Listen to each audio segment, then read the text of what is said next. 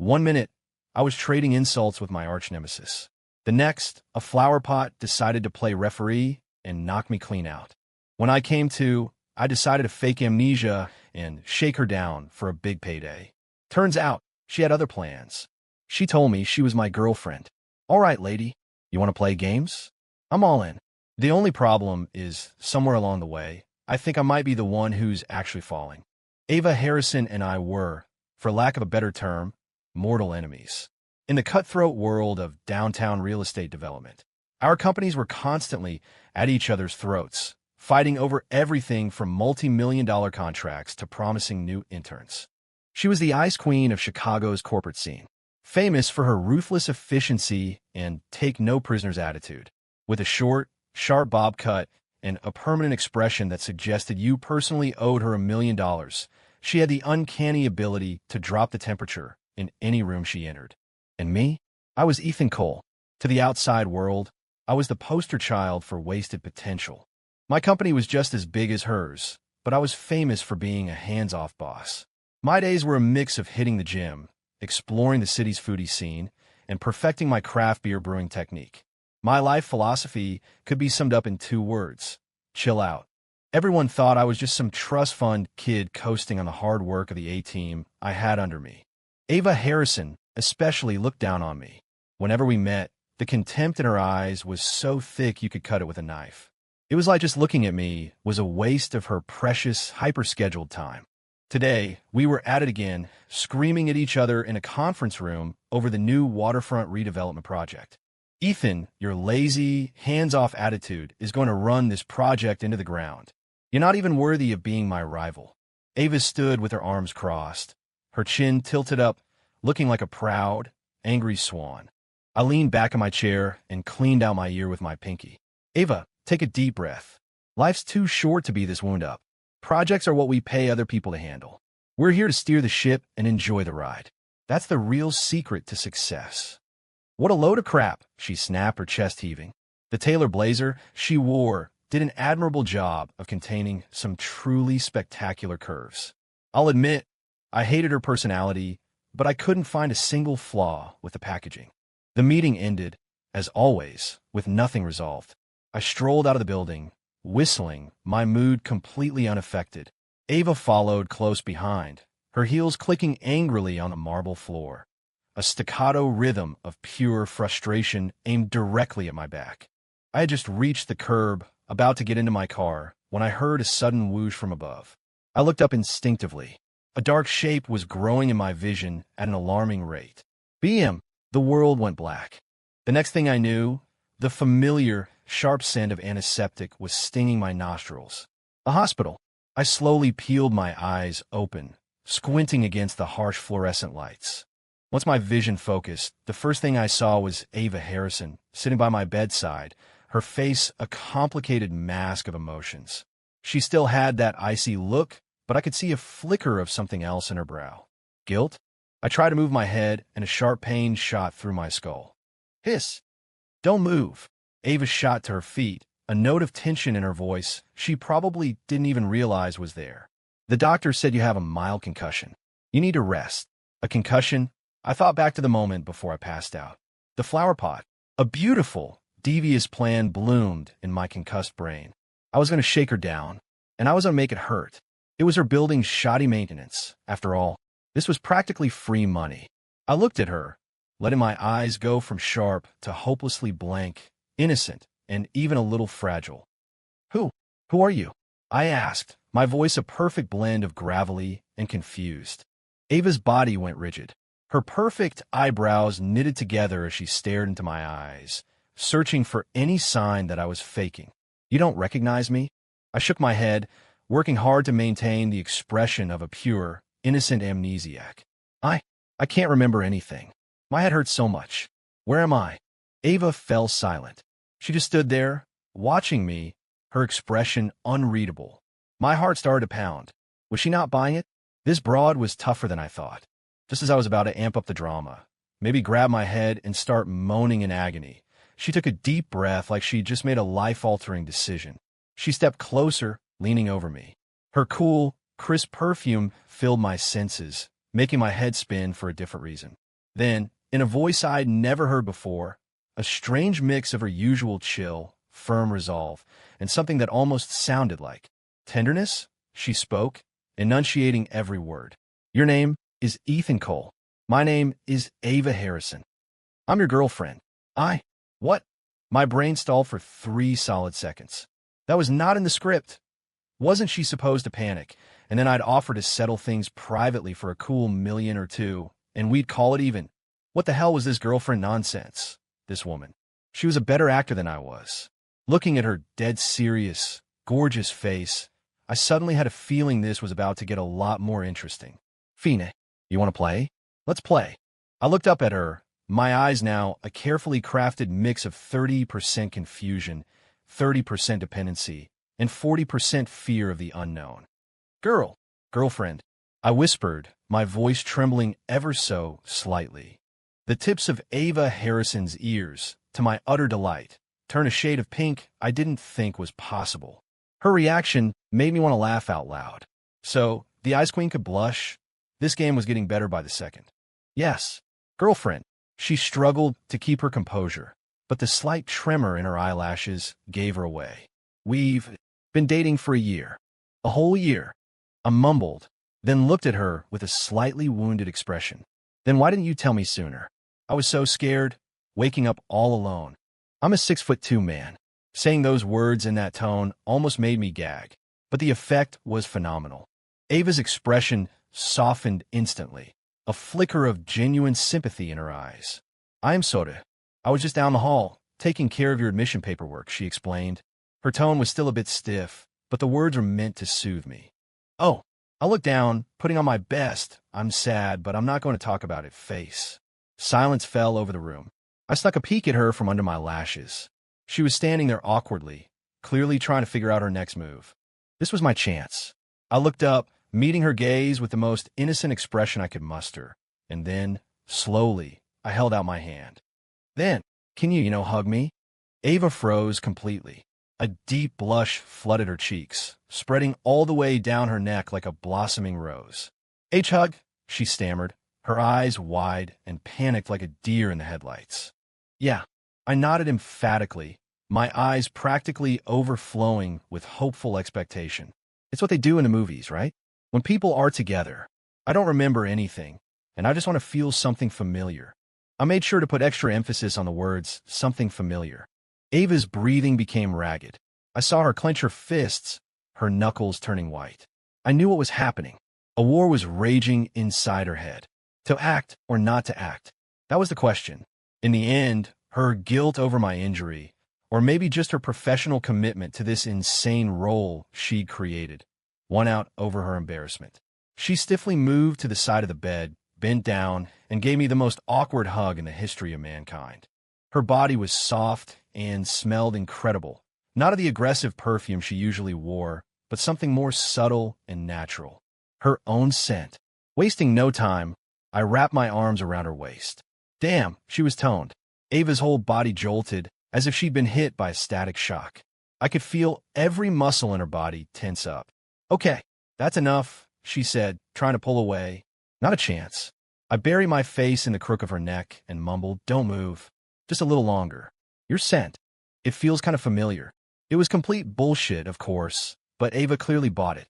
She stopped struggling and let me hold her, though her body remained as rigid as a board. After milking it for another long moment, I reluctantly let go. Babe. I looked up, testing the waters with a new pet name.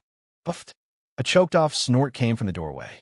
I turned to see my executive assistant, Mark, standing there with a gift basket, his eyes wide as saucers and his face beet red from trying to hold his laughter.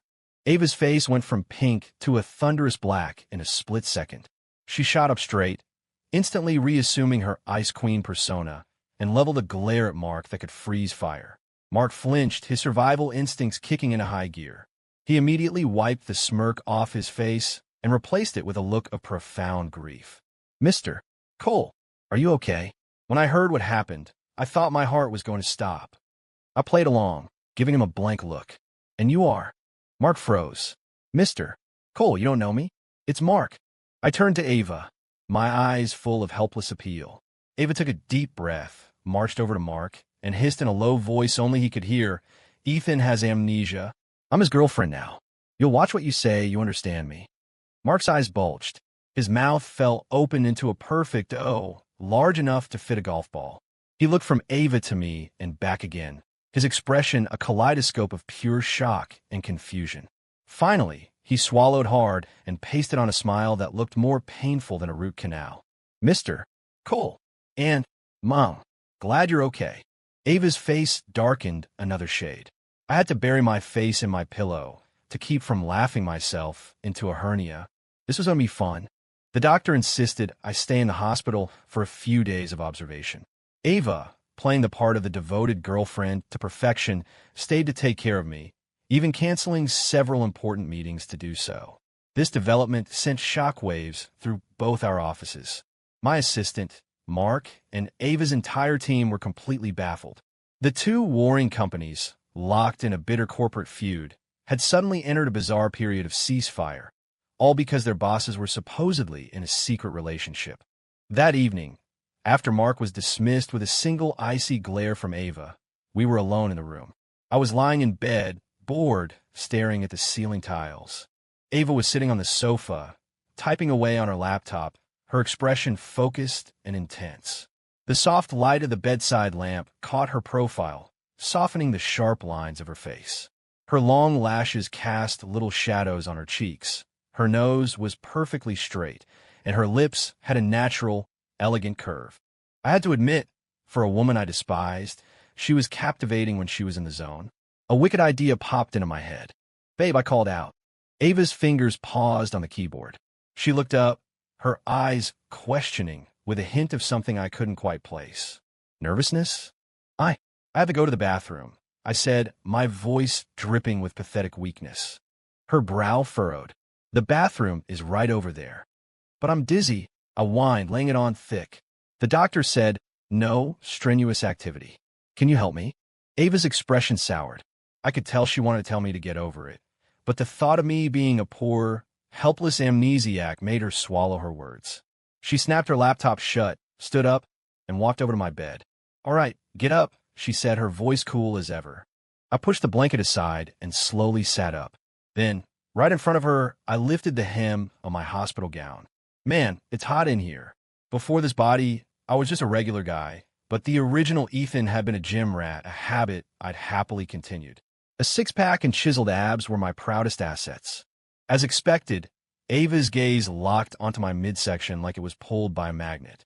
Her breathing hitched. I could have sworn I saw her swallow. "What are you looking at?" I asked with faux innocence. "Impressed with your boyfriend's physique?"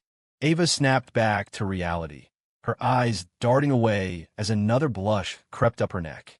"Don't be ridiculous. Just pull your gown down," she stammered, trying to sound stern, but failing miserably. I smirked inwardly, slowly lowering the gown before holding my hands out to her. She hesitated for a second before taking my arm to help me up. Her hand was cool, and her skin was smooth. A very nice sensation. I deliberately put my full weight on her, practically draping myself over her small frame. She stumbled, nearly losing her balance. "Ethan, you..." "Whoa, so dizzy." I immediately went into my weak and feeble act, my voice trailing off as if I was about to faint. Ava had no choice but to grit her teeth and support me with her slender arms. The journey from the bed to the bathroom was only a few yards, but we made it an epic, difficult trek. My nose was practically brushing against her cheek. That incredible scent of hers was even stronger up close, and it was doing things to my senses. I could feel her heart pounding against my arm, beating a frantic rhythm like a trapped bird. We finally made it to the bathroom door. "Okay, you can go in by yourself now," she said, relieved, trying to push me away. But I wasn't done yet. I leaned against the doorframe and looked at her with my most pitiful expression. "But I'm scared to be alone." Ava stared at me. Her expression was one of pure, unadulterated murder. "Ethan, don't push your luck," she growled through clenched teeth. "I'm not," I said, blinking innocently. "I'm just a weak, helpless, and pitiful patient who has lost his memory." I was really leaning into my character. Ava took a deep breath, then another, as if trying to suppress the urge to strangle me. Finally, she squeezed out 5 words through her teeth. "I will." Wait, right here. Oh, okay, I said, reluctantly letting her go and stepping into the bathroom. The second I closed the door, I leaned against it and finally let out the laugh I'd been holding in. The Ice Queen? Yeah, right. Teasing her was way more fun than making money. After 2 days, I couldn't stand being cooped up in a hospital any longer. The doctor gave me a final checkup and agreed that I was recovering well enough to go home and rest. Which brought up a new problem. Who's home? I looked at Ava with wide, expectant eyes. Babe, where do we live? Without missing a beat, Ava rattled off an address. My blood ran cold. It was the address of one of my high-security condos downtown. The privacy and security were top-notch. Even my assistant Mark had only been there once. How did she know about it? Could it be that we actually had been involved? No. Impossible. The fact that we didn't kill each other on sight was a miracle in itself, which meant she'd already had me investigated down to the last detail. This woman was no joke. What's wrong? Don't you remember it? Ava asked, noticing my stunned silence. No. I quickly shook my head. It just feels a little strange. Don't worry. You'll get used to it again after a few days, she said, then casually took the overnight bag from my hand and laced her fingers through mine. Her hand was still cool, but this time her grip was firm, without a trace of hesitation. As she held my hand, a strange feeling washed over me. Was this nice? Get a grip, Ethan. I scolded myself. This is an act. You're doing this for the money. Ava drove me back to our place in her white Maserati. The moment I walked through the door, my jaw hit the floor. It was definitely my condo, but the last time I'd been here, it had the cold, sterile feel of a showroom. Now it was filled with life. There were plush, colorful pillows on the sofa. A vase of fresh lilies sat on the coffee table. The balcony was now home to a collection of potted green plants. And my walk-in closet was now half full of women's clothes and accessories. Everything from high-end designer suits to soft, comfortable pajamas. The vanity in a master bathroom was covered in an army of expensive-looking jars and bottles I didn't recognize. What the hell was going on?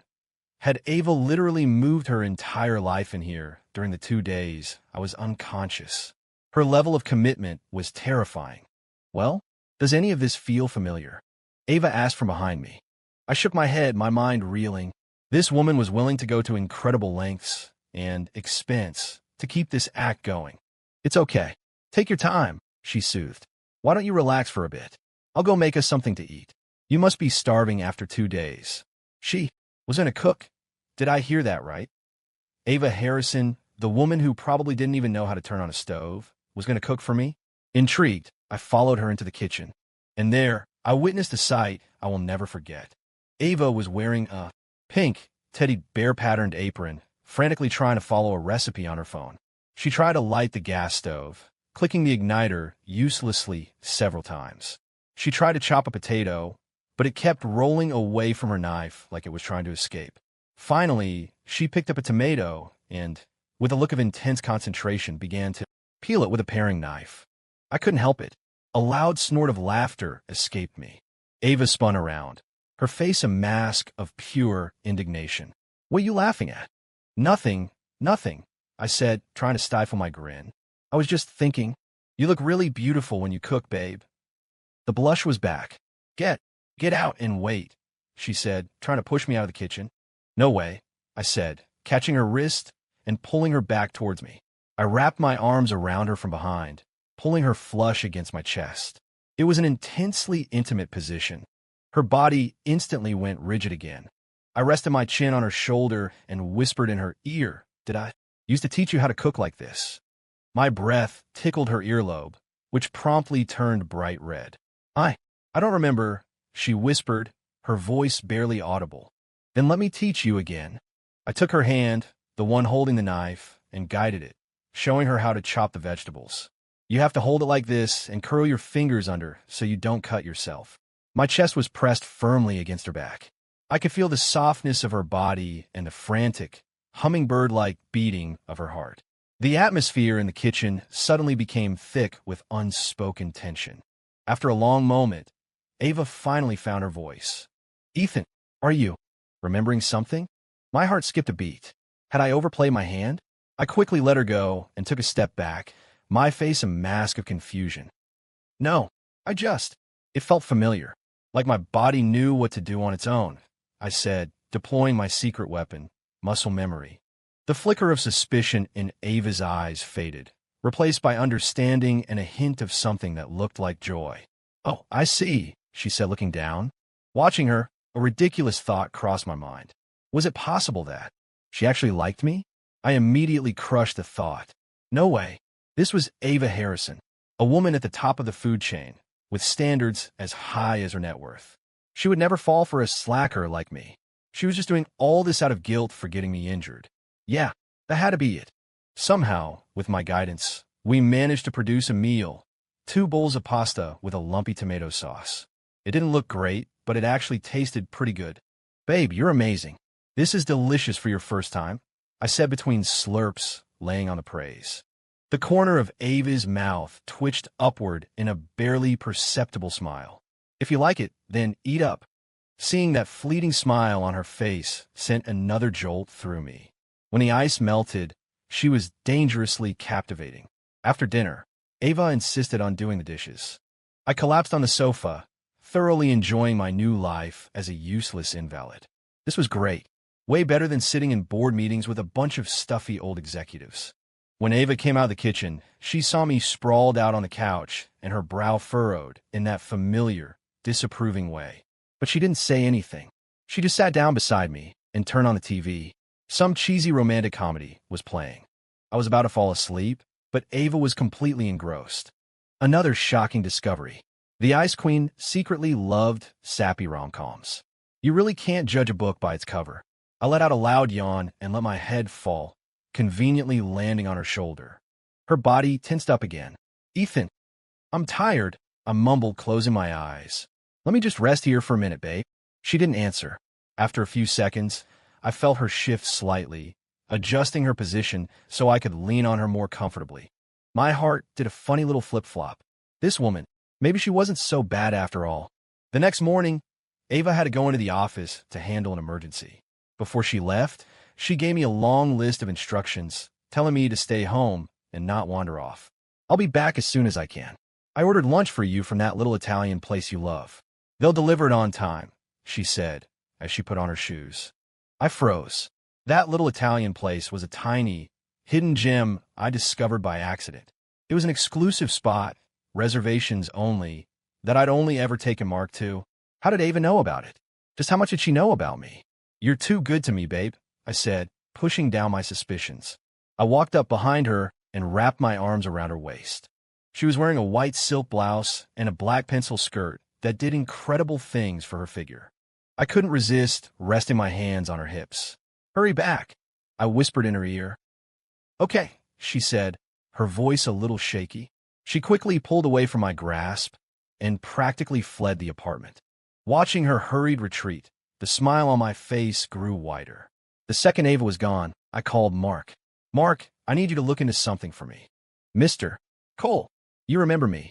Mark's voice on the other end was filled with so much relief, he sounded like he was about to cry. Shut up, I never had amnesia, I said flatly. What? Mark was stunned. But then you and Ms. Harrison. It's an act. Your boss's girlfriend. Ugh, never mind.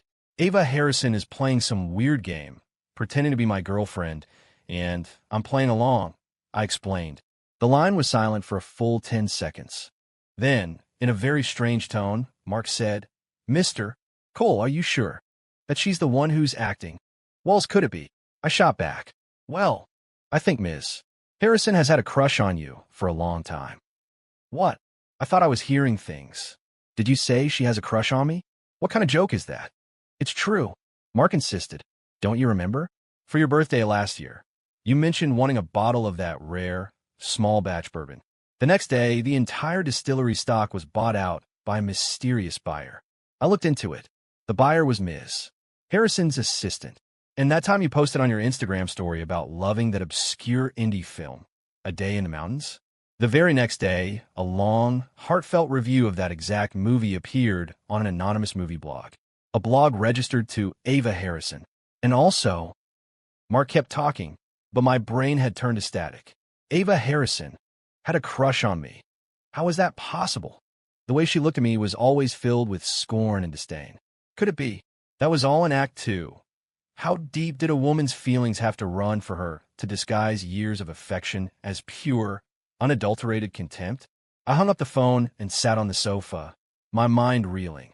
If what Mark said was true, then Ava's fake girlfriend routine wasn't about guilt. It was a calculated power play. Was she using my amnesia as an excuse to finally get close to me? That realization sent my heart into a frantic, chaotic rhythm. I spent the rest of the afternoon in a daze. I kept replaying Mark's words and all the little moments with Ava over and over in my head. She knew my favorite restaurant, my favorite bourbon, even that obscure movie I mentioned once in passing. The way she had decorated my apartment, the soft pillows, the specific plants I liked, it was all perfectly tailored to my tastes. Before, I could explain it all away as her just having done her research on arrival. But now, there was another, much more plausible explanation. She had been paying attention, learning everything she could about the man she liked. The discovery was both shocking and strangely thrilling. So, the untouchable Ice Queen had been secretly watching me all this time. All those looks of contempt were probably just a cover for the storm raging inside her. This game, which I thought was me messing with her, was actually her making a move on me. The tables had completely turned. That evening, Ava came home. She looked exhausted, the stress of the day etched on her face. "You're back," I said, walking over to greet her, naturally taking her bag and coat. "Yeah," she mumbled, slipping on her slippers and collapsing onto the sofa, pinching the bridge of her nose. "Tough day?" I asked, moving behind her. I placed my hands on her temples and began to gently massage them. I learned the technique from an old massage therapist. It was perfect for relieving stress. Ava's body went rigid. "You, don't move," I said in a low voice. "You said we've been dating for a year. Is it so strange for me to give you a massage?"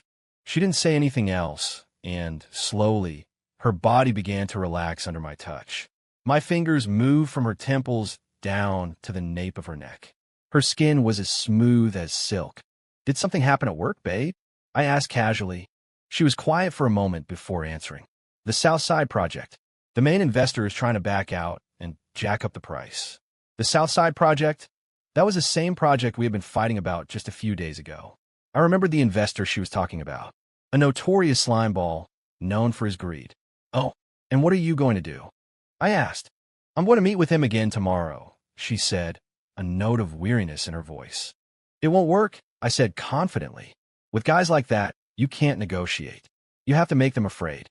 Ava opened her eyes, sat up, and turned to look at me, a surprised look on her face. "You have an idea?" I smiled, leaned in close to her ear, and whispered a few sentences. I told her about the investor's company, about the tax loopholes and fire code violations my team had uncovered. All it would take was one anonymous tip to the right people to bury him in legal trouble. Then he wouldn't be trying to raise the price. He'd be begging her to take his money. This was all intel my team had gathered to use against Ava. Funny how I was now using it to help her. When I finished, Ava was speechless. She stared at me with a new kind of expression, a mix of shock and curiosity. "Ethan," she started, but seemed at a loss for words. She had always thought of me as a lazy, incompetent fool. It never occurred to her that I was fluent in the language of corporate hardball. "What's wrong?" I said, touching my face. "Did you just realize your boyfriend is secretly a brilliant strategist? Are you even more in awe of me now? Does it make you love me more?" I said it all in a playful, teasing tone. Ava's face turned red again. But this time, she didn't argue or get angry. She just looked at me, her cool eyes sparkling with a new light. "Yes," she whispered, and my heart skipped a beat. The next day, Ava did exactly as I suggested. The results were immediate. That afternoon, the slimy investor called Ava himself. Not only did he agree to the original price, he even offered her an additional 3% of the profits as a gesture of goodwill. When Ava came home that evening, she practically floated through the door. "Ethan, thank you," she said. It was the first time I'd ever heard her say those words with genuine sincerity. "For what?" I asked, busy in the kitchen, wearing an apron. "A boyfriend helping his girlfriend. Isn't that what's supposed to happen?" I had decided to take over cooking duties. I couldn't let that kitchen assassin ruin my appetite again. I made a full four-course meal, all authentic classics, and even opened a bottle of 10-year-age bourbon from my private collection. Ava's eyes lit up when she saw the spread on the table. You can cook. Of course. Your boyfriend is a man of many talents. A gentleman in the streets, a chef in the sheets. I mean, kitchen, I boasted, pouring her a drink. She laughed. This time, it was a real, genuine laugh. It was like watching a glacier melt in the spring sun, and it did something dangerous to my heart. Go on, try it. I urged her. She picked up her fork and took a careful bite. Her eyes went wide. This is amazing. Naturally, that night, we had a wonderful dinner. Ava opened up more than she ever had before. We talked about everything: work, life, food, travel. I discovered that, underneath the arch-nemesis exterior, we had a lot in common. She loved to read. She preferred quiet places, and just like me, she hated the bitter taste of red wine. The bourbon brought a charming flush to her cheeks and a dreamy look to her eyes. She was no longer the intimidating ice queen, but a woman who had let down all her guards. Ethan, she said suddenly. Yeah. When you think you'll get your memory back? She asked, looking at me with an unreadable expression. It was a mix of hope and fear. My heart clenched. Right? This whole act had to end sometime. And when my memory returned, what would happen to us? Will we go back to being enemies, or— I don't know, I said, looking into her eyes. Maybe tomorrow. Maybe never. Would you hate the person I am now? If you remember that we used to be rivals, will you think all of this was just a joke? Her voice trembled slightly. I was silent. I looked at her, at the raw vulnerability and fear in her eyes. I wanted to tell her the truth right then and there. Tell her I never lost my memory. Tell her I knew all her secrets. Tell her that I was enjoying this act so much that I was starting to get addicted. But I couldn't. The time wasn't right. I reached out and gently cupped her cheek. No, I said, my voice firm. Ava Harrison, I don't care if I ever get my memory back. I would never hate the you I know now. Because— I leaned in and gently pressed my lips against hers. Because I think I'm falling for you too. Her body went completely still. Her eyes were wide with disbelief. The kiss was soft and gentle, like a feather's touch. But it created a tidal wave in my heart. It's over, Ethan. You're done for. You've actually fallen for her. After that kiss, the air between us changed. We both unspokenly agreed to stop talking about the amnesia or the act.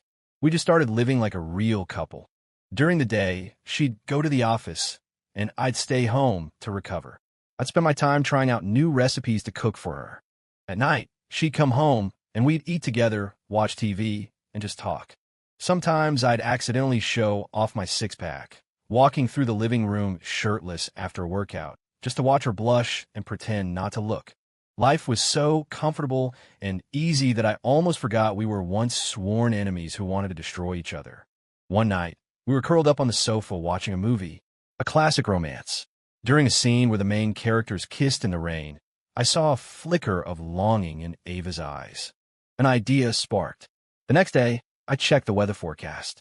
Thunderstorms predicted for the evening. I made my preparations. That night, just as Ava got home from work, the heavens opened up and it started to pour. Wow, it's really coming down. Good thing you got home when you did, I said, handing her a mug of hot tea. She took the tea and walked over to the floor-to-ceiling window, watching the rain. Ethan, she said, turning to look at me. Do you remember? Our first date was on a rainy day just like this. I had to smile. She was adding new scenes to our fictional history. I played along, my expression full of sincere emotion. Of course, I remember. You forgot your umbrella, so I gave you my jacket, and we ran through the rain together for what felt like miles. I was just making it all up as I went along. Ava listened, a look of confusion on her face.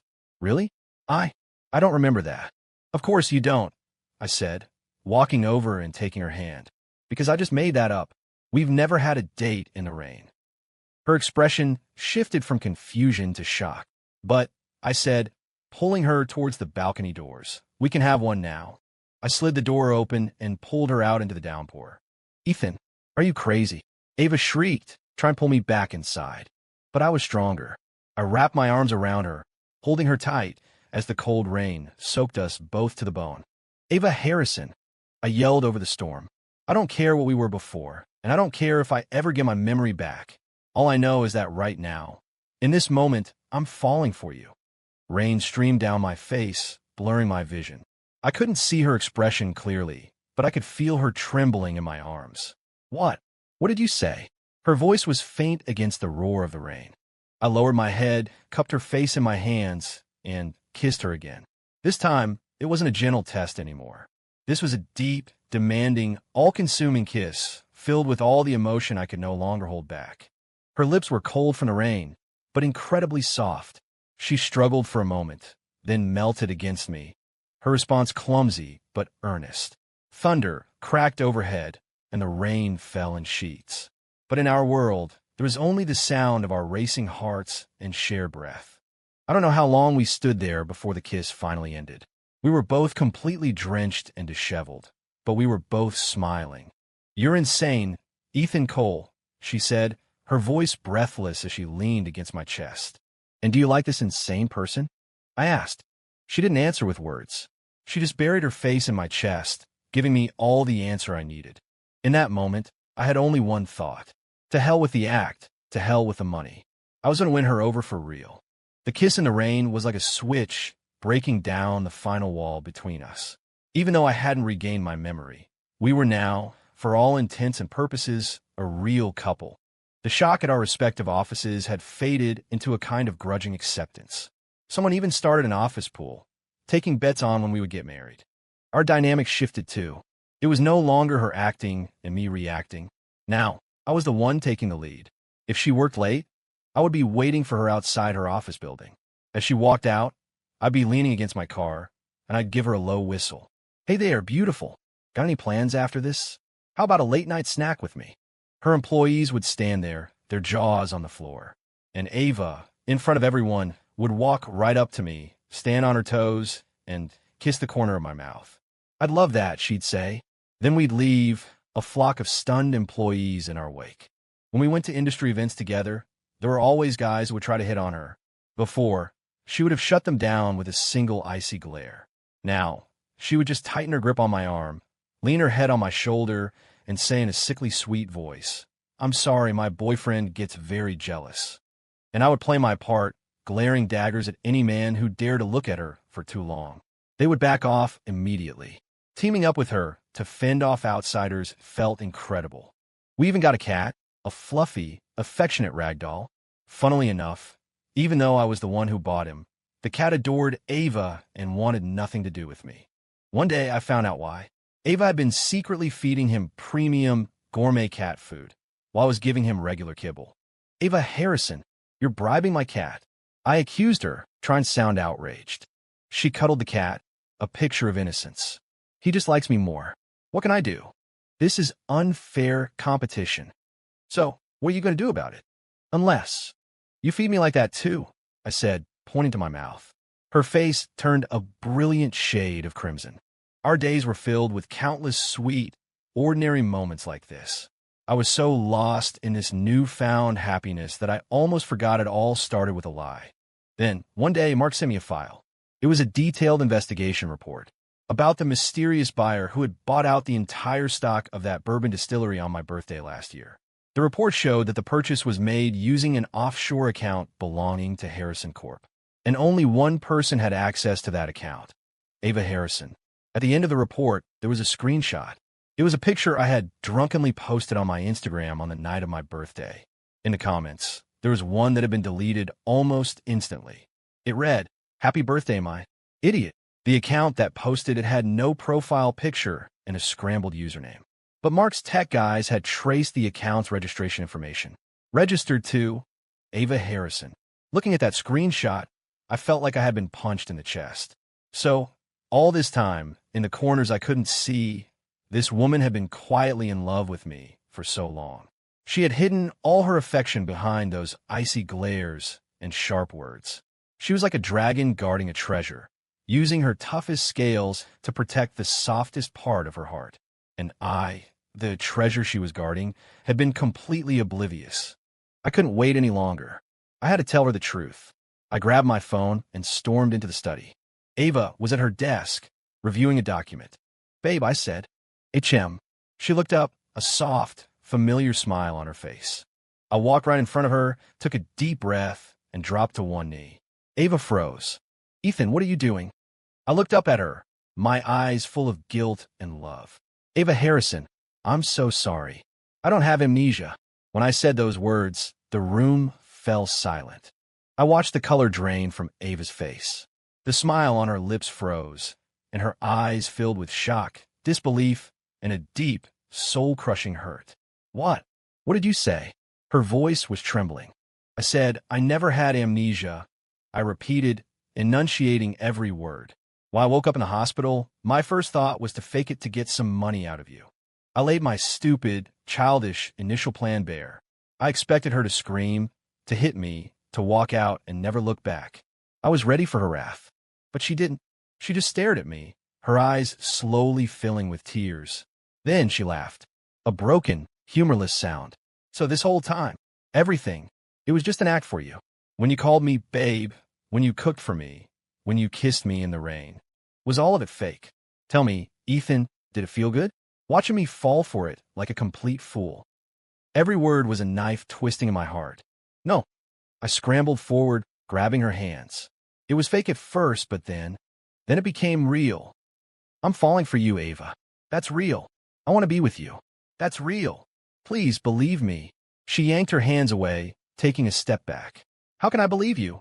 She whispered, her eyes red. You're a liar, Ethan. A damn good one. My heart ached so much I could barely breathe.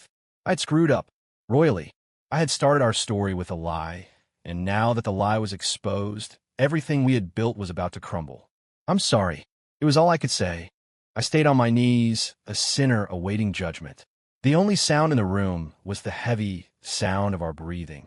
After what felt like an eternity, Ava took a shuddering breath and wiped the tears from her eyes. She walked over to me and looked down, her expression once again the cold, proud mask I knew so well. Ethan, yes. Did you really think you were the only one acting? I looked up, my mind reeling in disbelief. What? What did she mean? A bitter, ironic smile touched her lips. Did you honestly believe your little performance fooled me for a second? When you first woke up, your eyes were blank, but your pupils were focused. Someone with genuine amnesia from a concussion would have had dilated, unfocused eyes. When you called me babe, your voice was hesitant, but the way your Adam's apple bobbed gave away how excited you were. And when you took off your gown in the hospital, complaining about the heat, that hospital has central air, kept at a constant 72 degrees. A guy in your physical condition would never have been hot. She listed my mistakes one by one. My mind went completely blank. She knew from the very beginning? Then why? I managed to choke out. Why didn't I call you out on it? She finished for me. Because I was acting too. Ethan, I've been in love with you for 3 years. From the first time I saw you at that bidding conference 3 years ago, you were leaning back in your chair, dressed in a simple white shirt, looking like you couldn't care less about anything, but then you make a point that cut through all the bullshit. You were different from all the other polished, fake suits in that room.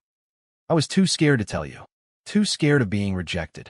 We were rivals, and I have my pride. So, I convinced myself that any kindness you showed me was just you being a gentleman, and every time we fought, it was just business. All I could do was learn about you in secret. What you liked to eat, what you drank, what movies you watched, all your little habits. The day you got hurt, I was terrified. And when you said you had amnesia, I'll admit, I panicked. But then, a crazy idea popped into my head. She looked at me, her eyes shining with a fierce light. If you didn't remember that we were enemies, then maybe this was my chance. My one chance to stand by your side as someone else. So I played along. I told you I was your girlfriend. This whole act, Ethan, we were partners in crime. You were lying to me, and I was lying to you. That makes us even. I was completely and utterly stunned. All this time, I thought I was the hunter, but I was the one walking right into the trap. This woman's heart, her mind, it was deeper and more complex than I could have ever imagined.